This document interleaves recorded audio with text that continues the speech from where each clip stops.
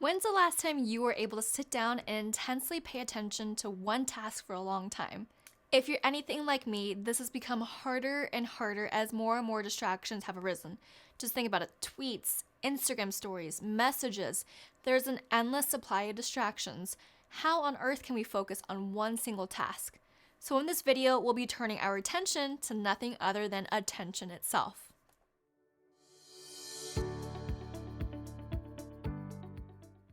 Hi everyone, welcome back to my YouTube channel. My name is Carla Milanov, and before we talk about how to develop pure focus and concentration, we first need to define attention, which is notice taken of someone or something. Understanding this definition is important because there are two main forms of attention. The first being voluntary attention, which are things controlled by you. Think of a student getting assigned homework, like having to complete a page worth of math problems or writing an essay. The second is stimulus-driven attention, which is based on the characteristics of a stimulus. For example, when you are working on your patio and you see a squirrel run by, you focus your attention on that squirrel. Or if you hear a car alarm go off, you focus your attention on the car. When you use voluntary attention to focus on a task, your brain activates inhibitory mechanisms that block out all the noise and distractions. However, your brain can't do this forever. These mechanisms become tired over time. Think of when you're working out. You push and push and push, but eventually your muscles give out because they become fatigued. This leads to something called directed attention fatigue. This causes you to become more distracted and less able to focus on your work as time goes on. Your inhibitory mechanisms and your ability to 100% focus on a task varies depending on quite a few factors, one of which is your environment. Are you situated in a peaceful environment that doesn't have a lot of distractions to begin with? If not, find a dedicated workspace where you can close off doors from distractions. And it's not just finding a dedicated workspace. You need to be organized as well.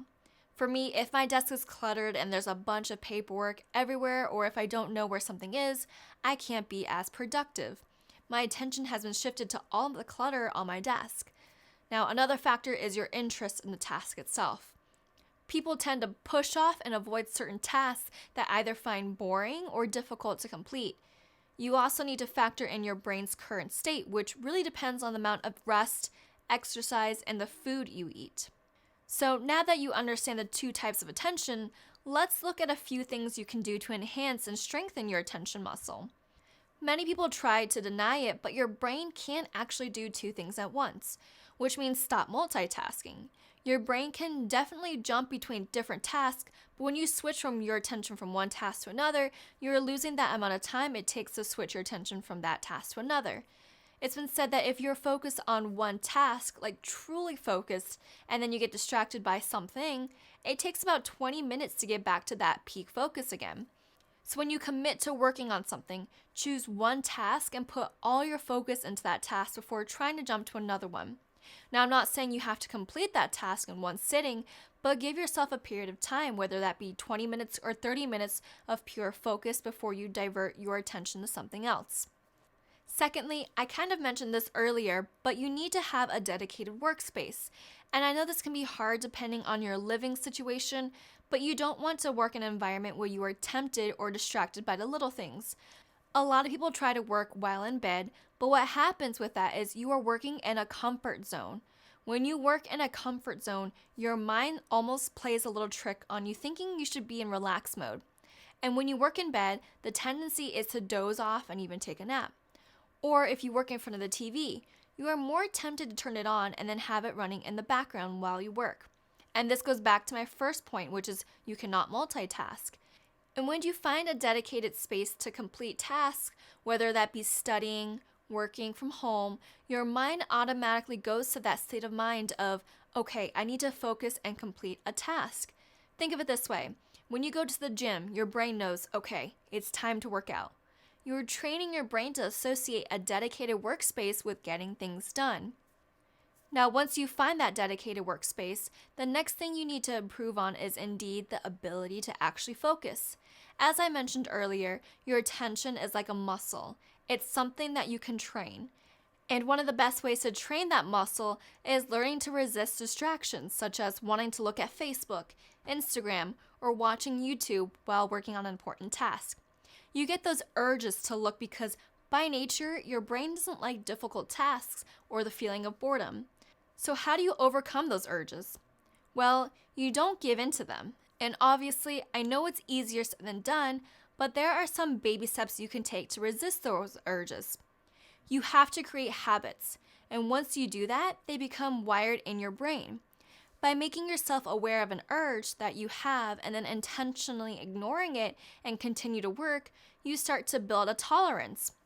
As you do this over and over again, your ability to focus and tune out any distractions and also ignore your urges, they will all start to slowly go away because you have trained your attention muscle into doing so. And of course, this will take time and patience, but if you can dedicate, let's say, 20 to 30 minutes of pure focus and all your attention on a task without any distractions, you'll notice your ability to stay focused over time will increase. And if you reward yourself every time you focus for a period of time, you are more likely going to want to keep focusing to get that reward. And throughout the course of you completing your task, be sure to take breaks. If you find yourself wanting to get on social media, get up and do some stretching and then get right back to your task. It's okay to take short, and I emphasize short breaks. And as time goes on, you'll find yourself focusing for a lot longer and not needing to take short breaks here and there. And that is a good sign because you are strengthening your attention muscle. But remember, your brain is still part of your body, so make sure you're getting plenty of sleep, eating right, and getting enough exercise to keep your mind, body, and soul healthy. Because to have a healthy mind, you need to have healthy habits. And speaking of habits, check out this video here on habits that successful people have.